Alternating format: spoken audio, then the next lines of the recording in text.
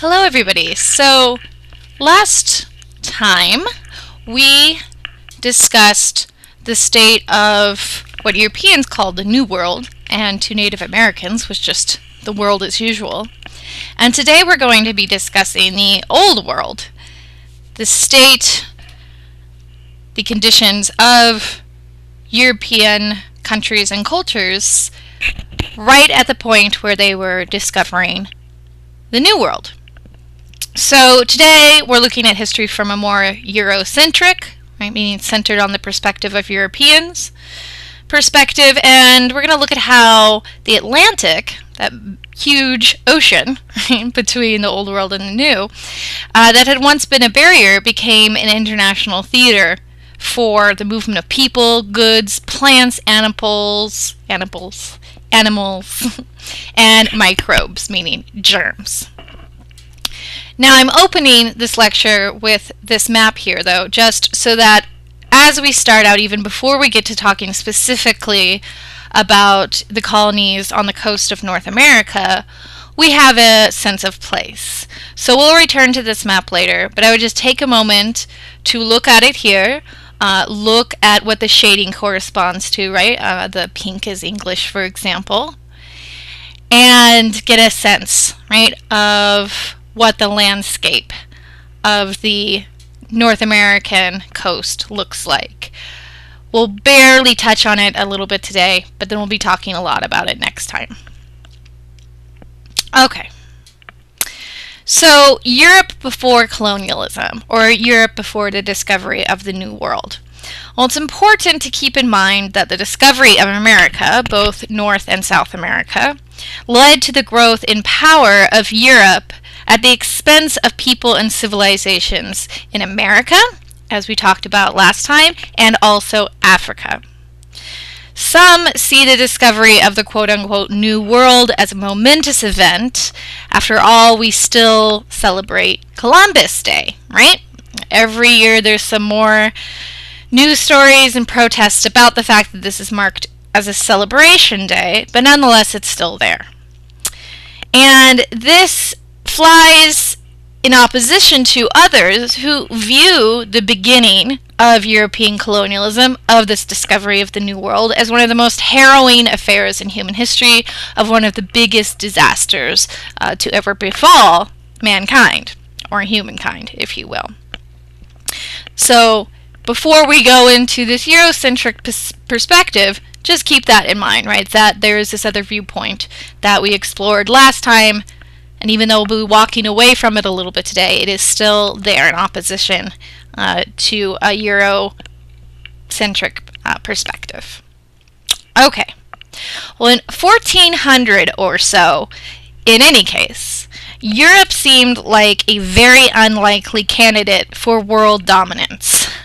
The Middle Ages, which spanned roughly from 500 to 1500 AD, had not been that spectacular by today's standards. There's actually a lot of history going on in this period. For example, the Viking Age took place in about the 800s, 900s, but more or less, there's a reason that the other name for this period is the Dark Ages. It comes after the fall of the Roman Empire, and it's about 1,000 years of, broadly speaking, things more or less staying the same, and technology not developing very far past where it has been since the fall of the Roman Empire. Life for the vast majority of people in Europe during this time period was very simple, it was very hard, and it was very short. Right? The vast majority of people are not the lords and ladies living in big castles, which were really freaking cold anyways by today's standards. Most people are peasants, right? They're poor people who live in very rough conditions. And on top of this, starting in the mid-14th century, we get the Black Death. And over the course of the Black Death's tear through Europe, 1/3 of Europe's population died. You can see here on the right a map that is showing the progress of the Black Death across the European continent, right? It started in the east, and in a matter of years it had worked its way all the way up to Moscow and all the way over to Ireland. So this was very devastating, right? Economically, socially, and psychologically. On the left here, you see a depiction of the ever-presence of death, right? This is an illustration from the time period. And when 1/3 of the population in most places in Europe drops dead, you start to feel pretty despondent. And many people even thought that the end of the world was coming. And certainly it transformed the world as they knew it at the time. So this is what's happening in the middle of the 14th century. Well, here comes about 100 years later, the middle of the 15th century, and the big power in the world, in the old world at this time, is not anywhere located or centered in Europe. It's the Ottoman Empire. And the Ottomans, who began in modern-day Turkey, that's where they grew from and built their empire. In 1453, they conquered Constantinople, which marked the end of the Byzantine Christian Empire. Today, Constantinople is Istanbul, right? The Ottomans renamed it. Constantinople had been the center of the Byzantine Empire, which was left over again from a complicated part of falling apart of the Roman Empire. All you need to know, right, is that in 1453, the Ottomans conquered it, and it seemed that the Ottomans were in a more advantageous position than anyone else. As you can see from this map here, they were primed to continue expanding their power and their territory. Right? The darker the color, the more later in history that area was conquered. But by the time you get to the late 17th century, the Ottoman Empire is huge, and it is the big power on the international scene in the old world. So, considering these conditions, 1,000 years of meh, coupled with a massive die-out, coupled with the growing power of an empire to the east, how do we end up a few hundred years later with Europe spreading out all over the globe and all sorts of Europeans showing up in the Americas?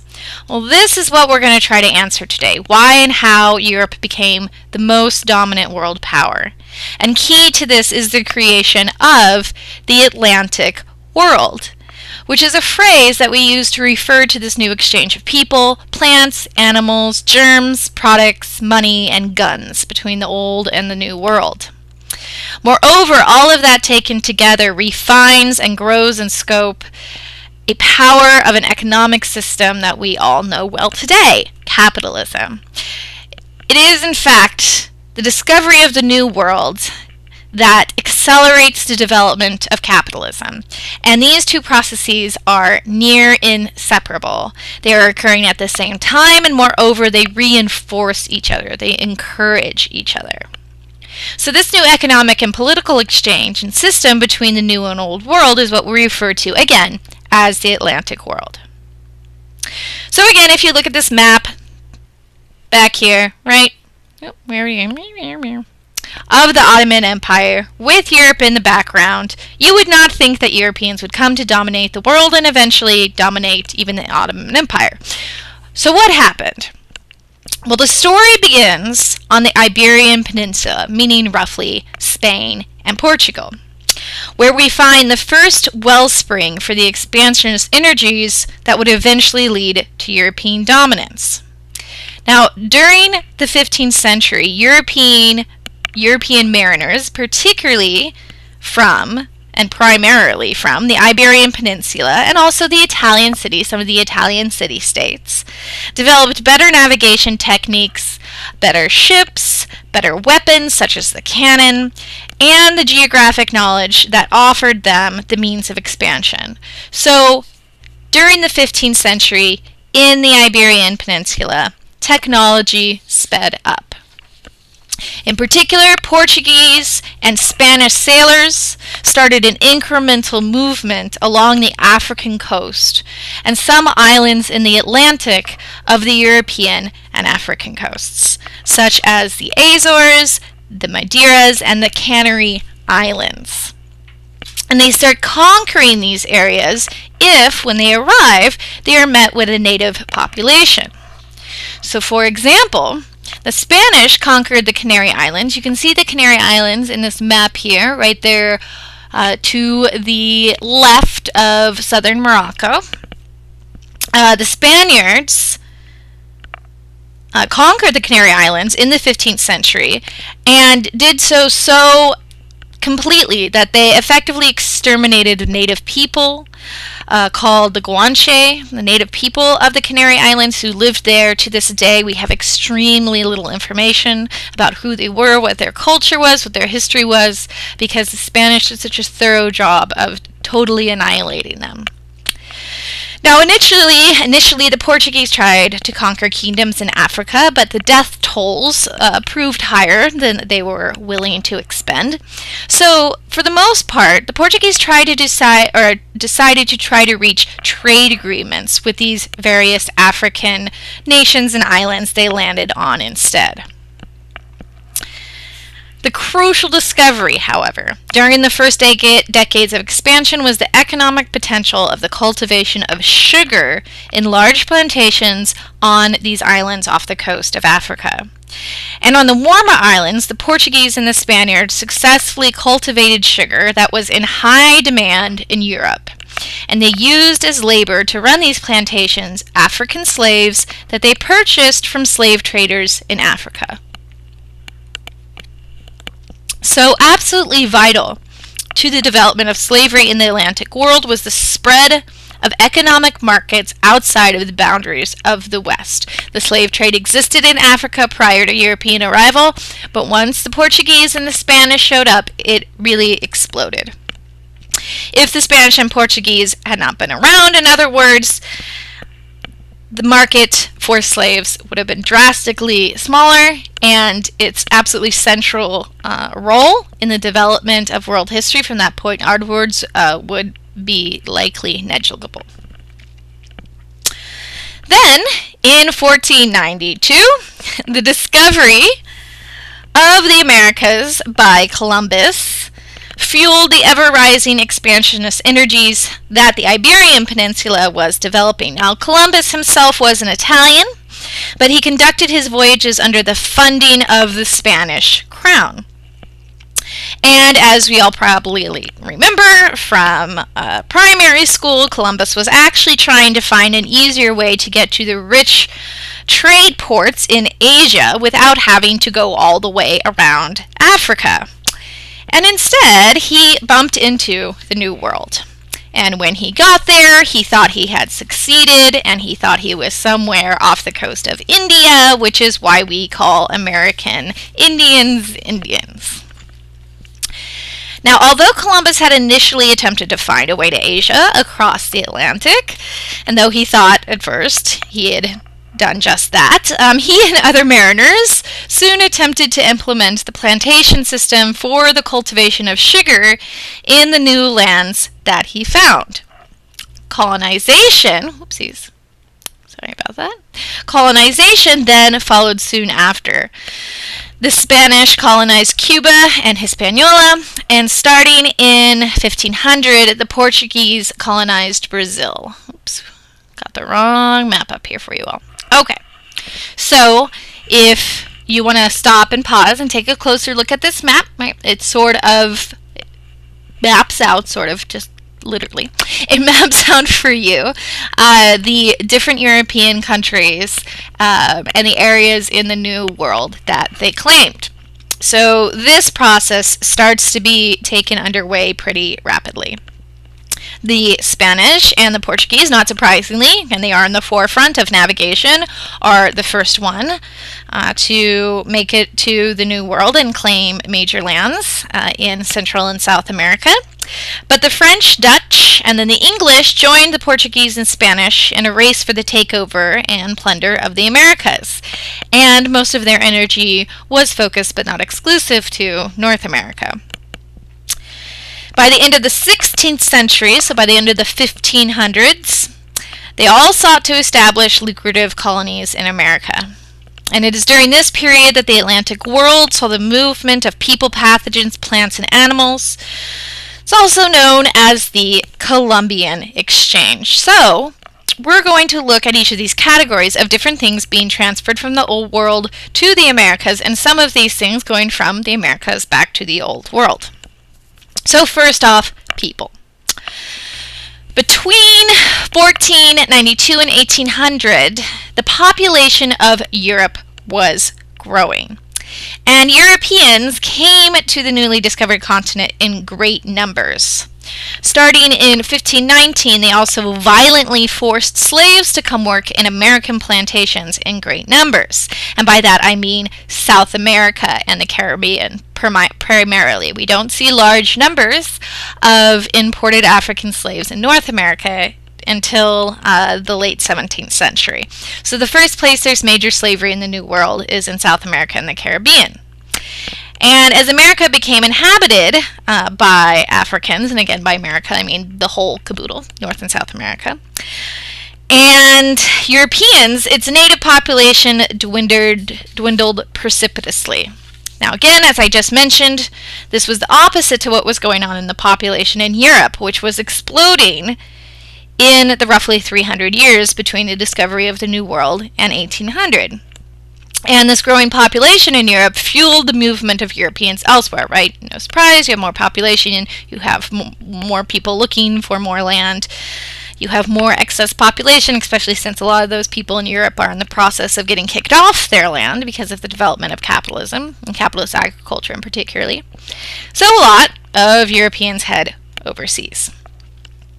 On the other hand, the native people of the Americas died in multitudes, and in general, this is a general rule, but it's absolutely not an absolute one. It's absolutely not an absolute one. They could not be made to work in great numbers on plantations for various reasons. So African slaves were brought in increasing numbers to the Americas as the native population dwindled, and what remained was often not a very successful labor source. Now, altogether, estimates suggest that around 12 million men, women, and children were forcibly transported to the Americas as slaves. In fact, most of the peoples that arrived in the Americas before 1776 were of African, not European descent. About 5 in 6 were from Africa.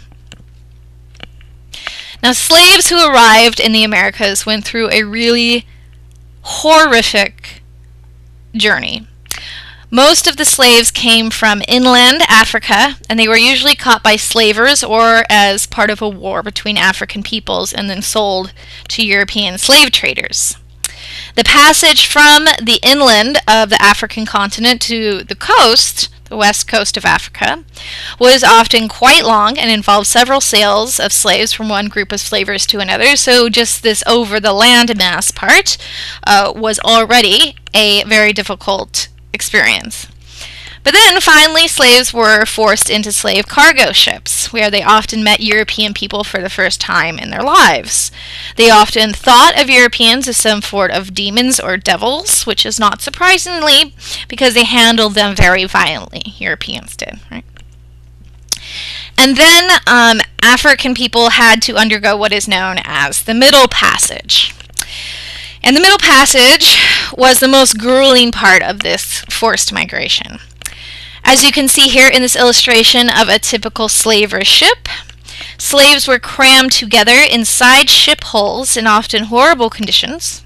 Almost always horrible conditions. There's really no good condition slave ships around.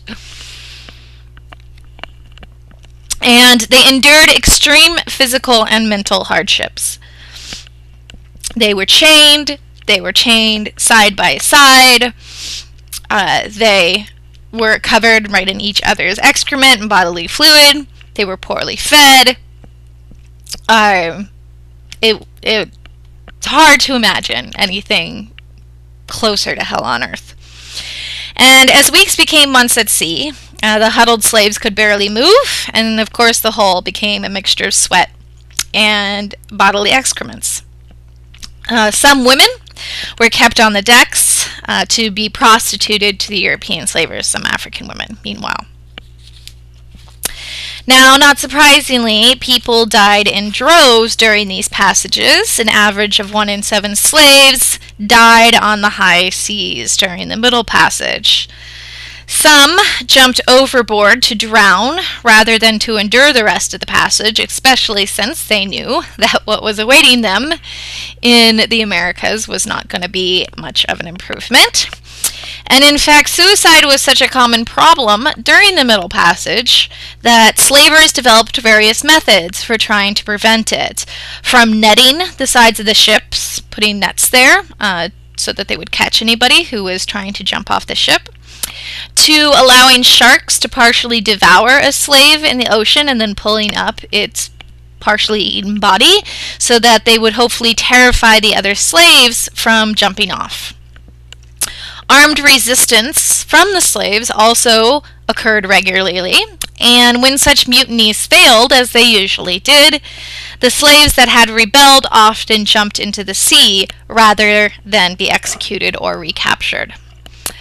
Of the few slave mutinies that were successful, one of them was made into the movie Amistad. That was the name of the ship that the slave rebellion occurred on.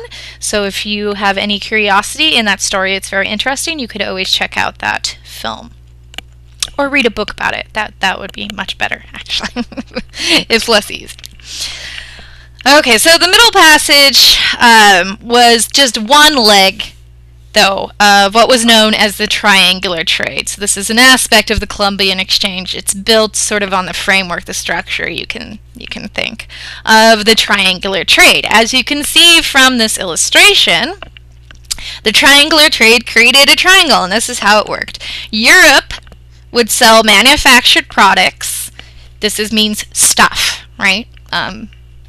Hats, finished clothes, tools, stuff, completed things. The sort of things you'd buy in Target. Maybe you can think of it like that. Europe would sell manufactured products to Africa, where they would trade these products for slaves in return. And then they would take the enslaved people to the Americas, where they would be forced to work on plantations and farms developing raw materials. Initially, this meant, above and beyond else, sugar. It would also come to include indigo, rice, and eventually, picking up rapidly in the 19th century, cotton. But it was always raw materials, right? Raw foodstuffs. And then these raw materials would be traded back to Europe to assist in the industrial and agricultural revolution going on there, right? When you have a population going up and you have a lot of factory workers to feed, since they no longer have their own land to feed themselves on, sugar, and lots of it, right, for example, is a helpful way to fuel that system in Europe. And those very industrial workers would then produce the manufactured products would then be sold back to Africa, and on we go with the cycle. So this is the economic backbone of the Atlantic world, and it relied upon slavery. It's very important to emphasize that while classical economists might tell you that theoretically, right, slavery is incompatible with a capitalist economy because theoretically capitalism always requires consent, historically, meaning in actual fact in terms of what happened, capitalism and slavery grew up together. They fed off of one another. They fueled one another. Neither of them would look the same today if it wasn't for the mutually reinforcing presence of the other. Now, at the same time that the Native American population of 50 million people in the Americas was massively declining. Sorry, I did the wrong emphasis to that sentence. At the same time this is going on, right, the triangular trade is developing, the population in the Americas, the native population, is dwindling. And only in later years would many of the population centers in America recover, especially in Central and South America. Over the years, Central and South America came to be inhabited primarily by a mixed population of native people, black people from Africa, and Spanish descendants and Portuguese descendants. And it would create in Central and South America what we call a mestizo or Creole population. And the big thing that reduced the native population, it's not the only thing, but it's a substantial, right, presence, was disease, pathogens. The Europeans brought with them many diseases that were new to the Americas. And because Europeans had lived in cities and had also domesticated animals, they had developed a resistance to diseases that the peoples in America lacked, right? They had been around them. They still caught them and died of them too, but there was a stronger herd resistance that was lacking amongst the Native American populations. So diseases, primarily smallpox, measles, and typhus, brought the death of tens of millions of American natives over the next few centuries. Typically, over 50 years, epidemics reduced a group that came in contact with Europeans to about 1/10 of its original size. So, if you think of what the plague was like centuries before in Europe, 1/3, right, of Europeans died in most areas that were impacted by the plague. In most American places that were impacted by diseases, 90% of the population within 50 years was gone, right? This is just a whole nother level of devastation. Now, together with the violence inflicted upon the natives, this caused a monumental genocide of American peoples. Moreover, this devastation and disease was mostly a one-way exchange. Europeans did contract syphilis, which is a quote-unquote New World disease, originated from the Americas. Syphilis, however, was not a dangerous enough disease to seriously stem the population growth in Europe. Europeans who brought enslaved people and had tried to colonize Africa also brought African diseases to the Americas, such as malaria and yellow fever. So there's also African diseases that are brought over by Europeans, or by Africans, but Africans who are forcibly brought over by Europeans. So this massive destruction of people and civilizations in the Americas caused survivor groups to come together and form new groups, survivor groups of American natives. So, as a consequence of this devastation and regrouping, most of the tribes that we're familiar with today in North America are only late post-contact cultural and political developments. Right? They're tribes that reformed after the initial devastation of their populations caused by being exposed to pathogens, right? Which was often the first thing to reach Native American people. So in a sense, the original tribes and cultures of these peoples had already been destroyed in terms of their original state and integrity by the time Europeans were doing extensive interaction with them, in North America, that is. North America and further inland in South America. Plants and animals, however, were a little bit more evenly exchanged in this Columbian exchange. Europeans brought with them many plants and animals from Europe to the Americas, and they brought plants back from the Americas as well to Europe. And the introduction of these plants and animals had many significant and long-term consequences. First off, you might be surprised about a lot of the foods here that originally come from the New World.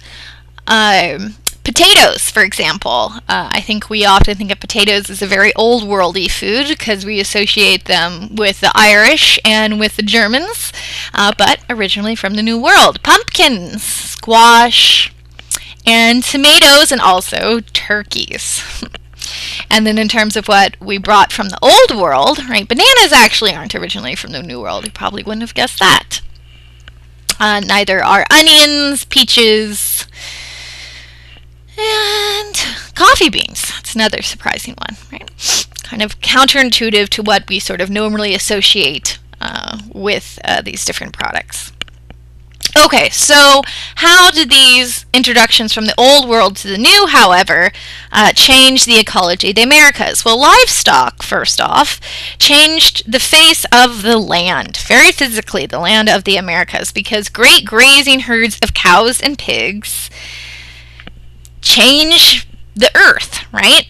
They stamp out a lot of vegetation and growth that was there before, and they lead to the encouragement of grasses to grow instead because that's what they eat. Europeans also brought weeds that were tougher than many of the local American variety of plants, and these weeds made their way across the ocean and competed with local plants in the Americas and often outcompeted them, right? So they took over landscapes. So a lot of the plants, right? The weeds, the shrubs and stuff. I'm trying to think of other words for plants that you see in South and North America are actually European in origin. And the pathogens animals and plants brought also fundamentally transformed the American environment, driving out native plants, right? There's also plant pathogens, right? So European plants also brought bugs and plant pathogens that the American plants had no experience with and couldn't deal with well. So native plants get driven out and the landscape changes drastically. Consequently, because of this process, because of how animals, foods, and plants from the old world changed the new world so drastically, many Americans call this process, ecological imperialism. Because it not only changed the Americas, but it made its environment less hospitable to the native people there, right? Because they have thousands of years and experience in how to manipulate and benefit from the resources they're used to. And then the Europeans come and their livestock and their plants kind of take over and transform the environment and make it more hospitable to what the Europeans are used to. So this ecological imperialism is a process that not only changes what plants are present, but changes who the landscape is more likely to benefit. All right. Now, in terms of what the old world got from the new world, however, it was mostly to the old world's benefit. Africa and Europe adopted a lot of American crops, and this accounted for a surge in population in both continents. This also contributed to this population surge, right, that I talked about a few slides ago. For example, the cassava was a tropical plant with a very high caloric yield per hectare, meaning, per chunk of cassava that you eat, you're going to get a lot of calories out of it, which means it's a really good, nutritious food, right? This is back in the day when people didn't really worry about shedding a few extra pounds, when on the contrary, you wanted as many calories as you could get. Along with maize, which is corn, it was brought by the Portuguese to Africa and helped fuel the rising population there. Corn and potatoes, also high staples of high caloric yield compared to wheat, barley, or oats. They also helped stimulate the growth of the European population, right? Some areas would eventually, as we know, like Ireland, become almost entirely dependent on potatoes. So while Native American population declined precipitously, European and African populations boomed, which explains the great movement of people from the east side of the Atlantic to the west side. A growing European population strained the economy, of course, in Europe, while in Africa, the rise in population fueled the slave trade, right? Provided more people to plug into that triangular trade. Okay, now, at the heart of this project, what you could say fueled the project of colonialism and rested at the center of the creation of this Atlantic world, was the prospect of financial profit, and also, to a lesser degree, the prospect of proselytizing a large pagan population into Christianity. But first, we're going to look at how the expansion of Europe and the development of the Atlantic world was inextricable from the pursuit of profit and the development of capitalism. Okay, first off, crops. As we saw when we discussed the triangular trade, the production of cash crops was from the beginning at the very heart of this colonial enterprise. Early on, the crop was primarily sugar, but later tobacco, rice, hemp, indigo, and cotton became extremely important. So you have cash crops, which people figure out relatively quickly is a pretty stable and reliable way. Maybe take a bit longer, but the payoffs are huge in terms of financial profit. However, some did come looking, many came looking for money in a more immediate form. The discovery of gold and silver in the Americas prompted many conquistadors, in particular the Spanish, to try their luck and plunder the riches of the great civilizations in the Americas. Some, like Cortez, for example, were extremely successful, but many went on failed expeditions throughout the Americas. Later, mining for silver primarily was one of the most important sources of income for the Spanish Empire in the Americas. And between 1500 and 1800, the Spanish shipped from the Americas, right, 181 tons of gold and 16,000 tons of silver. So that's no small drop in a bucket. Now, the fur trade also provided some European colonies with a profitable market. This was particularly, or almost only, primarily true. Almost only primarily true. Don't copy that form of speaking. This was primarily in the northern regions of North America that the French and the Dutch vied in these regions for the prized pelts, particularly of beavers, that sold very well in Europe. Now, initially, the French traded without creating permanent settlements in North America, and they traded primarily with native people there. However, with time, Canada and New Amsterdam emerged as colonial settlements that sought to secure the fur trade for the Dutch and the French, respectively. New Amsterdam is for the Dutch, Canada is for the French. So we'll talk about what the French and the Dutch are doing up in North America in more detail much later in the course, but take a note now. And during the late 16th and 17th century, Europeans, particularly the Dutch, developed much more vibrant market centers. In the Netherlands, which is where the Dutch are from, several things occurred that fueled capitalism in the Atlantic. So we're going to take a moment now to talk specifically about what the Dutch are up to. First, take a moment to note this map, right? One is a close-up on the left of the Netherlands, and then one on the right shows you where the Netherlands fits into the larger picture of Europe. Okay. So, the control Dutch merchants and sailors held over the Atlantic trade at this period made it so that a critical mass of commodities passed through Amsterdam, which is the capital of the Netherlands, and the beating heart of the Dutch economy. Now, these developments attracted the surplus cash, what we call capital, to the Netherlands, which effectively became the middleman of Europe. And what I mean by that is that the Dutch had so much capital, right, extra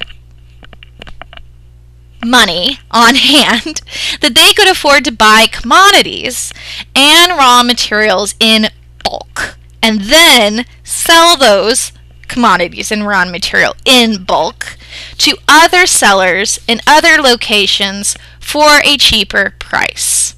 Okay, so this means the Dutch, you can kind of think of it this way, we're like the Costco of Europe, right?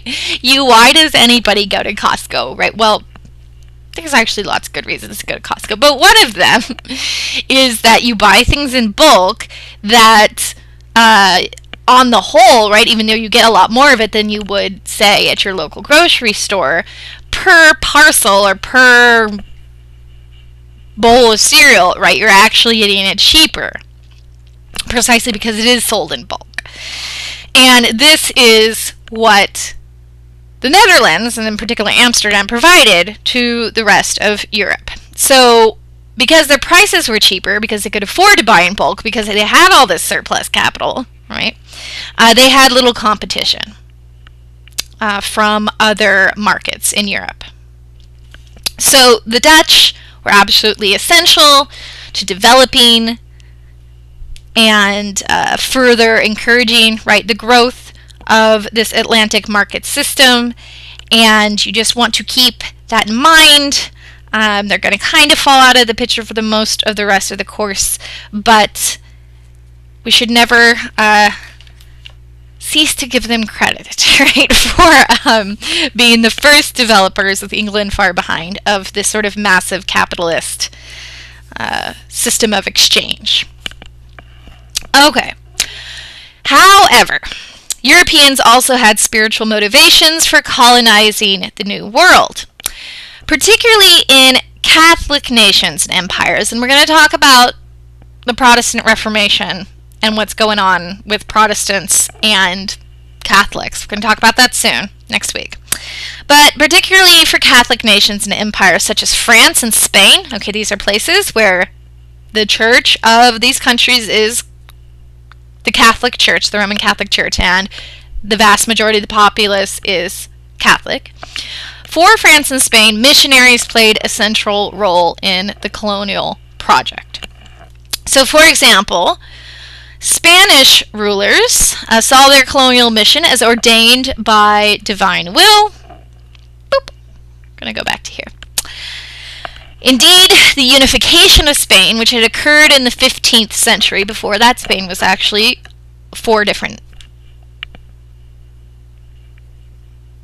kingdoms, that's the word I'm looking for, but they got united into Spain in the 15th century, and that whole unification was predicated on the idea that Spain would be a great Catholic empire. It would be a protector and a spreader of the faith. Hence, by the way, the Spanish Inquisition. That was about driving all of the non-Catholic people in Spain, of which there were a lot at the time, out of Spain. So this meant that Spanish rulers allotted missionaries a prominent role in the affairs of the empire. This caused a tension between the friars and the secular elite of New Spain, who often had different interests foremost in their minds, right? Secular elites were just interested in expanding their power and making money. But the Spanish friars were often the most dedicated colonists in the New World, and they comprised a significant portion of the Spanish presence in many of the rural and frontier areas under Spanish control. So, for example, this becomes a presence a little bit later, but in western United States, right to this day, you see all these missions everywhere, and that is because for a long time the only European colonists who were really hanging out in the western, northern American continent were missionaries, right? Catholic priests and friars from various orders. So they would stick around in places where other people would leave once all the profit or gold or silver was found. And of course they believed it was their responsibility, these missionaries, to convert the local native people to Christianity. So Spain was very enthusiastic about this project, and so was France. And in particular for France, it was the Jesuit order, which is, you know, you can think of it as like a fraternity within the Catholic Church. That might be the best metaphor. It's a group of, you know, priests and friars from within the Catholic Church as a particular vision of the Catholic faith and the Catholic Church, and as a particular way of going about things. So the Jesuits were particularly influential in sustaining the colonial project in new French territories in the New World. For example, Canada. Lots of Jesuits hanging out in Canada. And of course, right, this is why Quebec, you still speak French, because it was a French territory. So the Jesuits in the New World founded missions, and they worked relentlessly to convert the local Native Americans to Catholicism. So how did that go? Well, the missionaries achieved a certain amount of success in their conversion attempts, but many of the natives who supposedly converted to Christianity, in fact, had developed a hybrid faith that combined Christianity with their native faiths. The conversion process also required, insofar as it worked at all, a fair amount of cultural devastation and destruction. It's a violent thing, in other words, to convert someone to so drastically a different worldview than what they've lived with all their lives. Native Americans were instructed, for example, to be ashamed of things that were perfectly normal in their culture, such as premarital sex. So it's a process of destroying assumptions that have maintained your psychological well-being and identity for your whole life. And when those things get destroyed and start to become replaced by other conflicting ideas, it can be just psychologically a very ugly process. For those who did not take to the new theology, who did take to the new theology, who did decide to convert, the guilt involved in rejecting their cultural heritage could often be very psychologically difficult, especially since they were often nearby or close by Native American people who were fully rejecting this attempt to convert them to Christianity. So it's just a very ugly process. If you want to investigate what that looked like in more detail, there is a book and a movie called Black Robe, which I would highly recommend, which happens to be particularly about the Jesuit order in New France, or Canada, what we know today as Canada. So there is this religious aspect, religious motivation that at least the Catholic orders that went over to the New World sincerely felt. Ultimately, though, no big surprise here, it was the Atlantic world and Europe's ability to harness it into a far-flung capitalist enterprise that produced wealth and goods for Europe that led to Europe's world dominance. And at the same time, it spelled the doom of tens of millions of people and the demise of numerous civilizations. So, by the end of the 18th century, by the end of the 1700s, the Ottoman Empire, which we started out just a few centuries ago as the major power in the Old World, was but a shell of itself, while the big European powers, especially those that had adapted best to the capitalist economic system, were flourishing. And of all the nations of Europe, the two nations that developed the capitalist system to the greatest extent were the Dutch, who we've already discussed, and Great Britain. And by the 18th century, it was clear that it was Britain that had most successfully poured effort into building stable colonies in North America, in particular. Above all, Britain's ability to acclimate quickly to the needs of a capitalist world system was at the root of their success. Okay, so why is that? Politically and economically, Britain had long had qualities more suitable to capitalist development than, say, France or Spain. There's a couple of reasons. First, and very quickly, I'll more or less use Britain and England interchangeably. If I use Britain, you know it includes England. If I use England, I'm at least talking about Scotland, England, and Wales, maybe not Ireland. So just don't worry about it if I use Britain or England. Okay. So, first, unlike other European countries, Britain developed capitalist agriculture very early on. Now, this was a long process that is rather complicated, but for our purposes in this course, all you need to understand is that the majority of land in England went from being under limited communal control by peasants. They didn't own it in the modern day sense, but they had certain rights to it that their lords, could not infringe upon. This was an old feudalist system.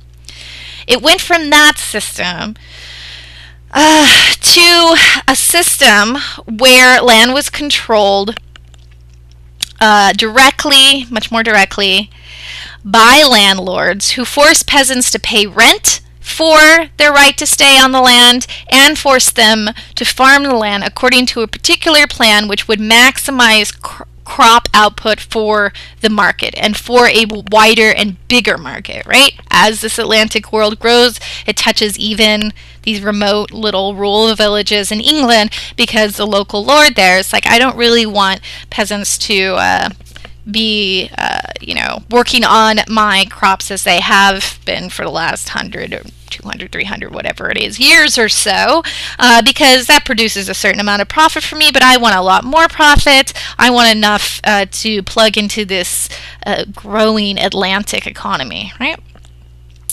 So agriculture was transformed from a way to feed yourself and sustain a tight-knit community into a profit-making enterprise that was directed very much, almost entirely top-down.